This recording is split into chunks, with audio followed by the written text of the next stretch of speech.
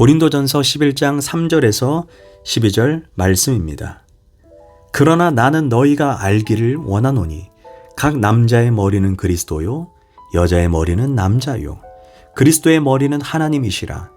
무릇 남자로서 머리에 무엇을 쓰고 기도나 예언을 하는 자는 그 머리를 욕되게 하는 것이요 무릇 여자로서 머리에 쓴 것을 벗고 기도나 예언을 하는 자는 그 머리를 욕되게 하는 것이니 이는 머리를 민 것과 다름이 없음이라. 만일 여자가 머리를 가리지 않거든 깎을 것이요 만일 깎거나 미는 것이 여자에게 부끄러움이 되거든 가릴지니라. 남자는 하나님의 형상과 영광이니 그 머리를 마땅히 가리지 않거니와 여자는 남자의 영광이니라.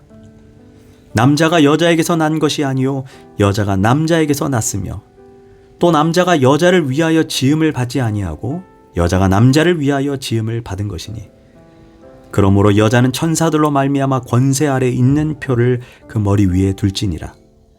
그러나 주 안에는 남자 없이 여자만 있지 않고 여자 없이 남자만 있지 아니하니라. 이는 여자가 남자에게서 난 것 같이 남자도 여자로 말미암아 났음이라. 그리고 모든 것은 하나님에게서 났느니라. 아멘.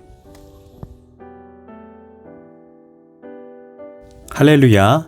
오늘도 좋은 날입니다. 고린도전서 11장 3절에서 12절 말씀 묵상입니다. 오늘은 남자와 여자라는 제목으로 말씀을 나누도록 하겠습니다. 미국에서 실제 있었던 두 가지 사건입니다.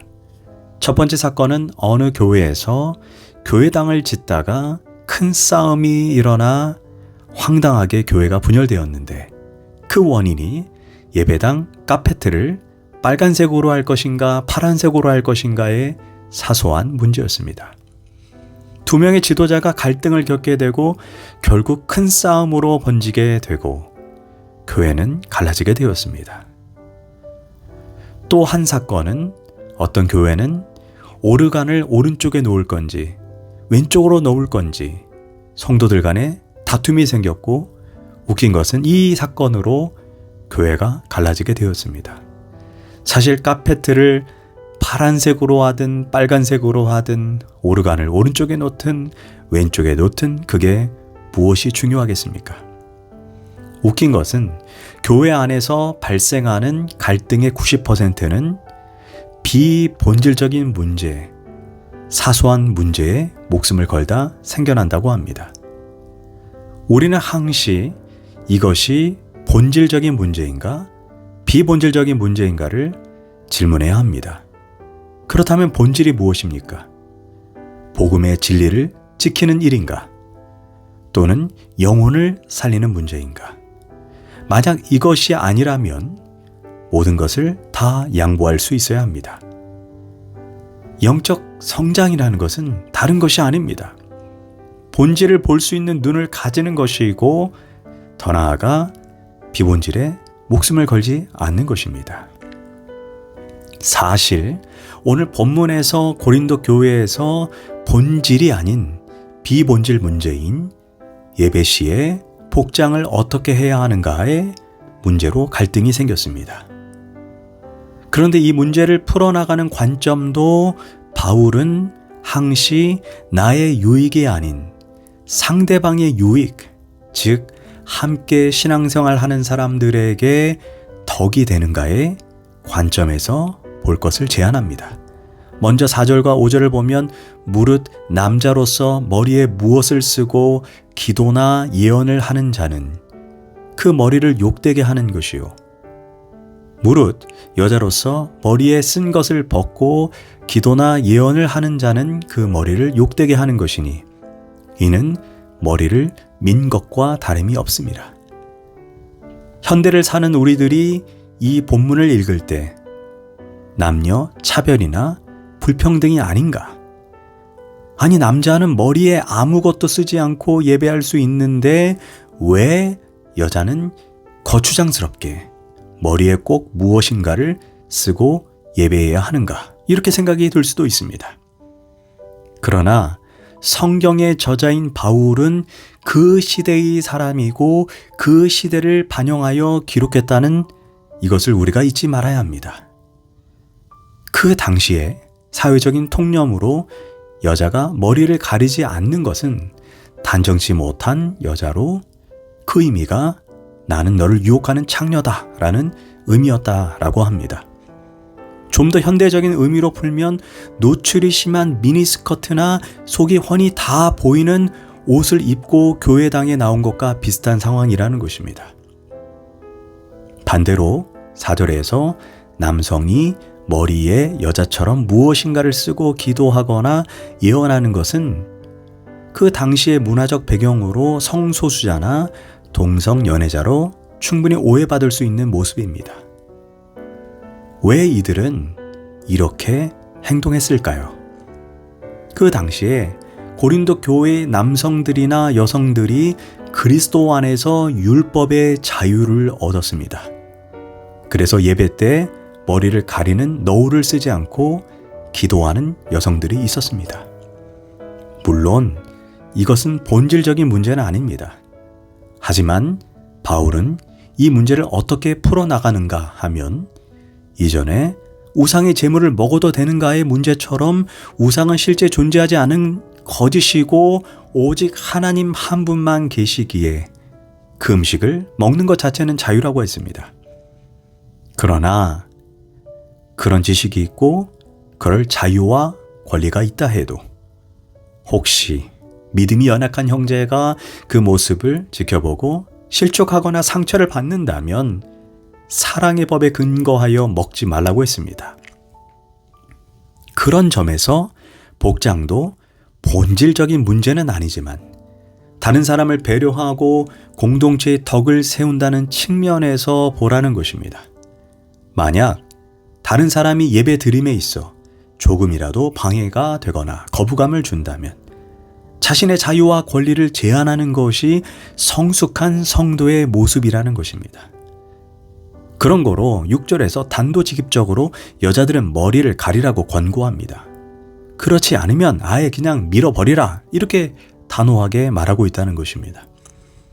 이는 본질적인 문제는 아니지만 성숙한 관점에서 자신을 제한하는 것이 지혜로운 태도임을 말해주고 있습니다. 그렇다면 예배의 복장을 어떻게 하는 것이 좋을까요? 다윗은 시편 29편 2절에서 야훼께 그의 이름에 합당한 영광을 돌리며 거룩한 옷을 입고 야훼를 예배하라 이렇게 말씀했습니다. 여기에서 합당한 영광을 돌리다에서 돌리다가 헬라어로 아합으로 높은 사람을 만날 때 그분에게 걸맞는 옷을 입으라 라는 의미입니다. 만약 우리가 대통령과 만나기로 약속이 되어 있다면 슬리퍼를 신고 모자를 쓰고 허름한 옷을 입고 음료수를 손에 들고 만날 사람은 아마 없을 것입니다. 하물며 온 우주 만물을 창조하시고 통치하시는 그 왕 중의 왕이신 하나님 앞에 우리는 어떤 모습으로 나아가야 될까요? 한 번쯤 우린 예배를 드리기 전에 우리의 예배 복장을 생각해 봐야 할 것입니다. 이제 바울은 다소 오해의 소지가 있는 말을 합니다. 7절에서 남자는 하나님의 형상과 영광이니 그 머리를 마땅히 가리지 않거니와 여자는 남자의 영광이니라. 사실 이 말씀은 그 당시의 문화적 배경에서 읽어야 합니다. 남자의 행동은 하나님의 영광을 가리면 안 되고 여자의 행동은 남편에게 수치가 되어서는 안 된다는 의미입니다. 그러면서 창조의 질서의 근거에서 남녀의 차이, 성의 구분을 설명합니다. 8절과 9절 남자가 여자에게서 난 것이 아니요 여자가 남자에게서 났다는 것과 남자가 여자를 위해 지음받지 않고 여자가 남자를 위해 지음받은 것이니 이는 남자가 여자보다 뛰어나다는 그런 의미가 아닙니다. 남성과 여성의 역할 차이를 부정하지 말라는 것입니다. 기본적으로 남성이 해야 할 일이 있고 여성이 해야 할 일이 있습니다. 이는 존재론적 우열이 아니라 창조의 원리입니다. 남편은 가정의 리더의 역할을 하는 것입니다.